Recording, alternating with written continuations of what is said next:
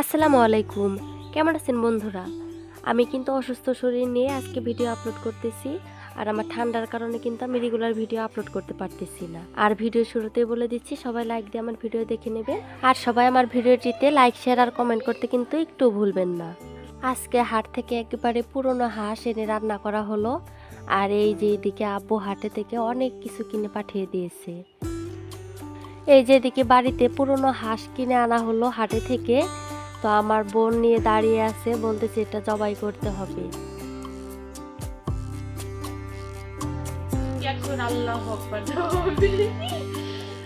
পুরনো হাঁস হলে হইলো, সে হাঁসের যে এত দাম, এই হাঁসের দামই 700 টাকার উপরে। আর এই যে দেখেন হাঁসের পিছনে এই যে মোচড় ঘুরছে, এটা যদি হয় তাহলে বুঝতে হবে যে এটা পুরনো হাঁস। পুরনো হাঁসেরই কিন্তু এরকম মানে ফোর যে আছে সেগুলো উল্টে যায়। আর যে এখানে মুরগি দেখতেছেন, এগুলো হচ্ছে আরাফাতের জন্য। আরাফাত হাঁস খায় না, ওর জন্য মুরগি। তো মুরগির মাংস রান্না করা হবে আরাফাত আর তাসমিমের জন্য। হাঁসটা দেখেন জবাই করা হয়েছে, এখন গরম পানিতে এই হাঁসটা খুব সুন্দরভাবে বেছে নেব আমরা। এই যে গরম পানিতে হাঁসটা কিন্তু বেছে নেওয়া হচ্ছে। তো গরম পানির মধ্যে দিলে কি এই যে ফোরগুলো এগুলো নরম হয়ে যায় আর বাছতে কিন্তু সুবিধা হয়।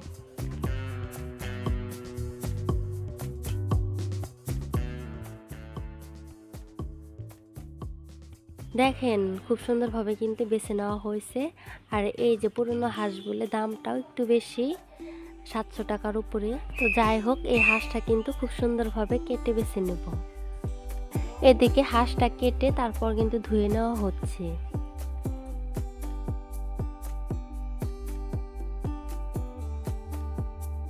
হাঁসটা খুব সুন্দরভাবে বেছে তারপর ধুয়ে নেওয়া হচ্ছে।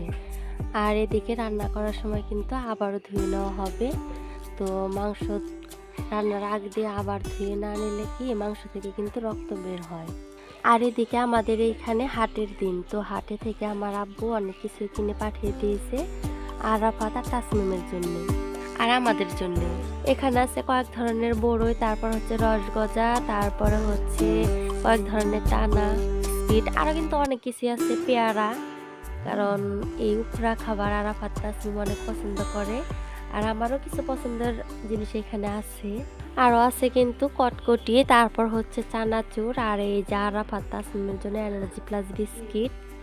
আরও কিছু আছে, তবে বলতে পারতেছি না। এই যে এখানে যে রসগজা আছে, এটা কিন্তু আমার অনেক পছন্দের। আর এই যে পেয়ারা আর বড়ই, এগুলো হচ্ছে তাসমিমের পছন্দ।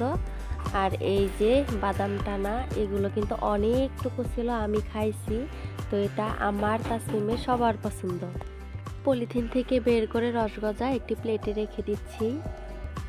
আর এদিকে সবগুলো মজা আমরা বের করে খাচ্ছি, আর ওদিকে মনে হয় আমার আম্মুর হাঁস রান্না করা শেষ।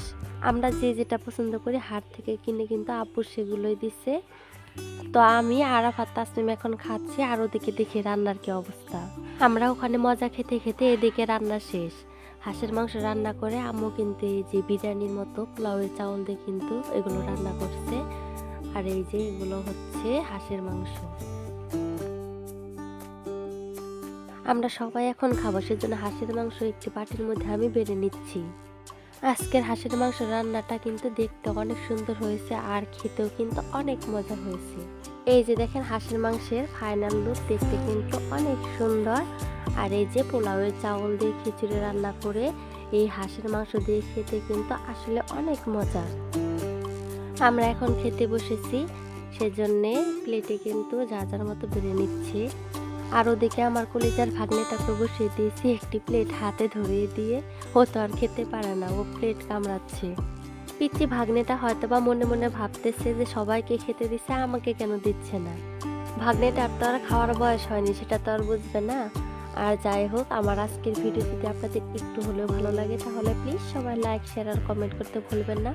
আর সবাই আমাকে সাপোর্ট করবেন। আজকের ভিডিও এই পর্যন্ত, আবারও দেখা হবে নতুন একটি ব্লগ ভিডিওতে। সে পর্যন্ত সবাই ভালো থাকবেন, সুস্থ থাকবেন। আল্লাহ হাফেজ।